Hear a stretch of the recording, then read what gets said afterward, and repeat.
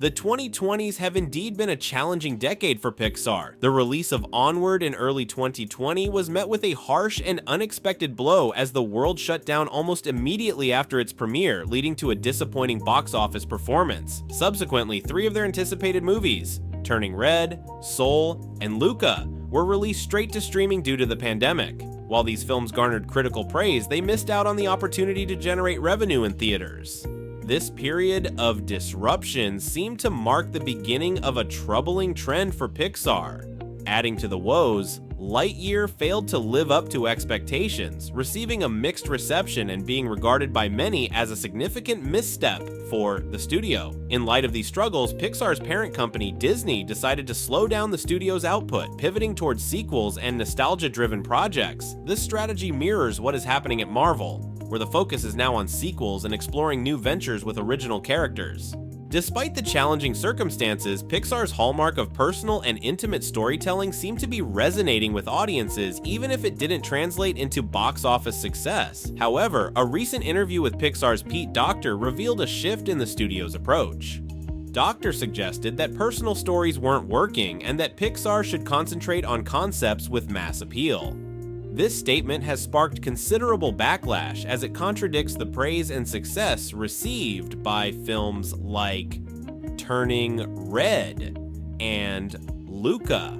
The suggestion that Pixar should move away from personal experiences to create relatable films seems contradictory and disheartening. The very essence of what made these films successful and beloved was their relatability, rooted in personal and intimate storytelling. It is deeply troubling to think that directors, writers, and artists might be told that their experiences and inspirations are not appealing enough for the masses. This sentiment is not only an insult to the creative minds behind these films, but also a blatant disregard for what makes good storytelling. It is evident that the priorities of the current leadership lie in appeasing stockholders and ensuring financial gain rather than fostering creativity and producing quality movies. The best way to secure financial success is by making good movies that people enjoy, not by relying solely on sequels and familiar characters.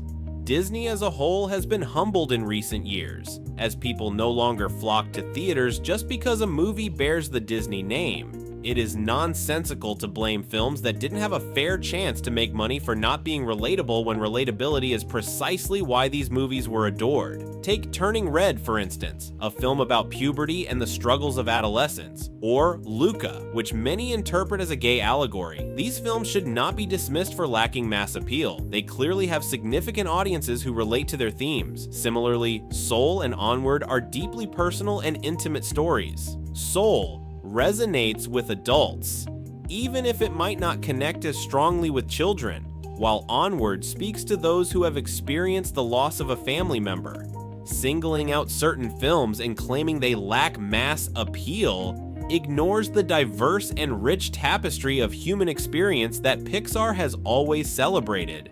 Disney's influence on Pixar's creative direction is becoming increasingly apparent, and it seems the company is folding to the anti-woke crowd, suggesting that stories about minorities are not marketable. This stance is not only regressive, but also damaging to the creative spirit that has always driven Pixar's success. Prioritizing sequels over unique films that people want to see is a misguided approach. If the criticized films had poor critical reception, this line of thinking might make more sense, but they were well received by both critics and general audiences. The lack of word-of-mouth promotion for Lightyear is a significant factor in its underperformance, not the nature of the story itself.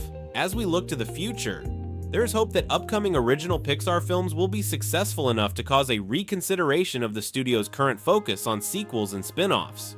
The recent article about Pixar's internal struggles highlights a period of crisis for the studio, with recent films either flopping in theaters or being relegated to Disney+. The restructuring resulting in 175 layoffs underscores the severity of the situation. The upcoming Inside Out 2 is seen as a critical test for the studio's financial viability. The controversial statements made by Pete Docter about focusing less on autobiographical tales in favor of concepts with clear mass appeal have been particularly distressing. This approach feels like an insane anti-art stance. It is insulting to the creative voices behind films like Luca, Turning Red, and Elemental, which incorporate personal experiences and autobiographical elements. Art is about expressing oneself and allowing others to connect their experiences to the work. Many of Pixar's Golden Age films succeeded precisely because directors told personal stories.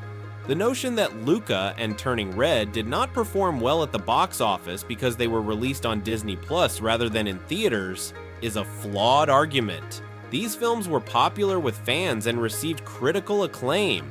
Blaming personal stories for poor performance while films like Lightyear floundered is misguided. Pixar's future, it seems, might be filled with sequels and spin-offs rather than strong original films, striving for the most relatable films possible, akin to Illumination movies like The Secret Life of Pets, risk creating bland and uninteresting films, lacking depth and originality. Rumored sequels like Finding Nemo 3 and The Incredibles 3 have not generated much excitement. The tepid reception towards Toy Story 4 and the general consensus that the franchise should either not have continued or should stop now is indicative of this sentiment. Pixar sequels often fail to live up to their predecessors, and there is a real danger that the studio will lose its creative spark if it continues down this path. Lindsay Collins, Pixar's senior vice president for development, pitched the idea of Incredibles 3 to her teenage son, who immediately dismissed it as a money grab. This lack of interest in sequels speaks volumes about the reputation Pixar sequels have for not living up to their originals. Pete Docter, a driving force behind Pixar's creativity, making anti-art statements is disheartening. It suggests that becoming a CEO has affected his creative vision. Pixar should use the financial success of sequels to allow their creatives to tell compelling, original stories that resonate with audiences. Films like Luca and Turning Red could have been successful if given the opportunity to be released in theaters. Being bought by Disney was, perhaps, the worst thing that could have happened to Pixar Animation Studios. While there is hope for future Pixar films, the current focus on profitability may hinder the studio's ability to create timeless and impactful stories.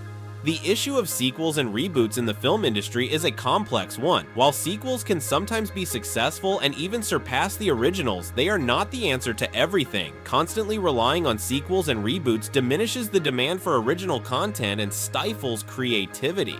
Financial pressures from shareholders to release movies that will support the bottom line should not be the sole driving force behind the decision to make sequels. Passion and inspiration from a filmmaker's own life should be the key identity of Pixar. The conflict between releasing movies in theaters and on streaming platforms like Disney Plus further complicates this issue. Disney Plus series could support original content, while sequels could still be released in theaters. The idea of turning a planned series like Moana 2 into a movie only adds to the confusion about who is in charge of creative decisions. Audiences' willingness to accept sequels and reboots despite the criticism is a significant concern. Continuing to question and discuss these issues is crucial in order to rebuild trust and ensure a brighter future for original ideas in the film industry. There is hope that change is possible and that the best days for Pixar are yet to come. In conclusion, Pixar's current trajectory raises many concerns about the future of animated storytelling. The focus on sequels and the lack of originality in recent films is disheartening for many fans. However, by addressing these issues and prioritizing creativity over profitability, there is hope that Pixar can return to its roots and continue to produce the heartfelt and impactful stories that have made it a beloved studio.